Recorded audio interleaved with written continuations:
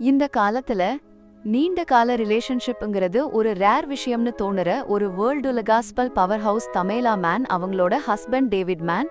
இவங்க 2 பேரும் நிலைத்த அன்புக்கும் நீடித்த பந்தத்துக்கும் ஒரு சும்மா பிரகாசமான எக்ஸாம்பிளா நின்னுக்கிட்டு இருக்காங்க பாருங்களேன். 38 வருட மேரேஜ் அப்படியே கிராண்டா செலிப்ரேட் பண்றாங்க. இந்த அன்புக்குரிய கப்பிள் ஃபெய்த் ரெசிலியன்ஸ்ல அசைக்க முடியாத கமிட்மெண்ட்ல வேறுபாயின்ற மில்லியன் கணக்கானோர இப்போ வரைக்கும் இன்ஸ்பயர் பண்ணிட்டே இருக்காங்கன்னா அது ஒரு இன்கிரெடிபிள் விஷயம். உண்மையிலேயே தமேலா மற்றும் டேவிட் மேனோட இந்த ஜேர்னி ஃபேம்லயோ ஃபார்ச்சூன்லயோ ஆரம்பிக்கவே இல்லைங்க.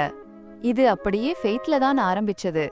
காஸ்பல் மியூசிக் மற்றும் என்டர்டெயின்மெண்ட் உலகத்துல இவங்க ஹவுஸ் ஹோல்ட் நேம்ஸ் ஆகிறதுக்கு ரொம்ப வருஷங்களுக்கு முன்னாடியே இவங்களோட ரிலேஷன்ஷிப் அஷர்ட் வேல்யூஸ் மற்றும் கடவுள் மேல இருந்த ஒரு ஆழமான பிலீஃப் தான் அப்படியே ஸ்ட்ராங்கா ஃபவுண்டேஷன் போட்டிருந்துச்சு. இவங்களோட இந்த ஸ்பிரிச்சுவல் ஃபவுண்டேஷன் தான் அவங்களோட மேரேஜ் ஒரு கார்னர் ஸ்டோன். லைஃபோட ஹைஸ் அண்ட் லோஸ்ல அவங்களுக்கு கைட் பண்ணி வழிகாட்டியது இந்த ஃபெய்த் தான்.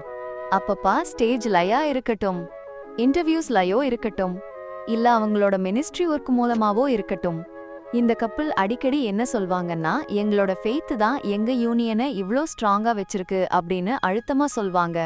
கிட்டத்தட்ட 4 டிகேட்ஸ் அப்படியே கடந்து வந்திருக்கு இவங்களோட மேரேஜ். சேலஞ்சஸ், க்ரோத், டிரான்ஸ்ஃபார்மேஷன், இப்படி எல்லாத்தையும் அப்படியே கடந்து வந்து தாங்கிருக்கு. எந்த கப்பிள் மாதிரியும் இவங்களும் ஆப்ஸ்டக்கிள்ஸ் பேஸ் பண்ணிருக்காங்க. ஆனா இவங்க ஏன் தனித்துவமா தெரியுறாங்கன்னா, அந்த கஷ்டமான மொமெண்ட்ஸ்ல இருந்து விலகி போகாம அப்படியே ஒன்னா நின்னு அதை சரி செய்யறதுக்கான அவங்களோட கமிட்மெண்ட் தான். ஒருத்தருக்கொருத்தர் சப்போர்ட்டா கரியர்ஸ் பில்ட் பண்ணதுல இருந்து ஒரு ஃபேமிலியை ரைஸ் பண்ணது வரைக்கும் தமேலா மற்றும் டேவிட் பிரைட் விட பார்ட்னர்ஷிப் தான் எப்போதுமே ப்ரையாரிட்டி கொடுத்திருக்காங்க. இவங்களோட ஸ்டோரி பேஷியன்ஸ், ஃபர்கிவ்னஸ், அப்புறம் இண்டிவிஜுவலா மட்டும் இல்லாம ஒரு கப்பலா அப்படியே க்ரோ ஆகுறதுக்கான அந்த வில்லிங்னஸ் அப்படியே பிரதிபலிக்குதுங்க. இவங்களோட ரிலேஷன்ஷிப்ல ரொம்பவே அட்மையர் பண்ற ஒரு விஷயம் என்னன்னா, இவங்க 2 பேரும் ஷேர் பண்ற அந்த ஜாய் தான். டைலர் பெர்ரி கூட இவங்களோட ஒர்க் மூலமா இவங்களோட ஹியூமர் மற்றும் கெமிஸ்ட்ரி ரொம்ப ஃபேமஸ் ஆனவங்க. மேன்ஸ் கப்பிள் என்ன காமிச்சிருக்காங்கன்னா, ஒரு மேரேஜ் சஸ்டெயின் பண்றதுக்கு லவ் எவ்வளவு முக்கியமோ அதே அளவு லாஃப்டர் முக்கியம்னு அப்படியே ப்ரூவ் பண்ணிருக்காங்க. இவங்களோட டைனமிக் ஒரு பர்ஃபெக்ட் பிளெண்ட், சப்போர்ட், ஃப்ரெண்ட்ஷிப் கலந்து அப்படியே இருக்கும். ஒன்னா பெர்ஃபார்ம் பண்ணும்போதும் சரி, பர்சனல் மொமெண்ட்ஸ் ஷேர் பண்ணும்போதும் சரி, இவங்க 2 பேரும் ஒருத்தரோட கம்பெனிய அப்படியே ஜென்யூனா என்ஜாய் பண்றாங்கங்கிறது தெளிவா தெரியுது.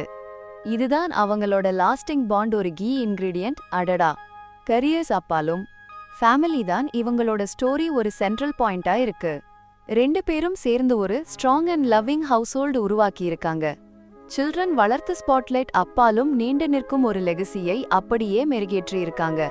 தமேலா மற்றும் டேவிட் அடிக்கடி எதை பத்தி பேசுவாங்கன்னா, ஒரு stable faith filled home environment உருவாக்குறதோட இம்பார்ட்டன்ஸ் பத்தி தான்.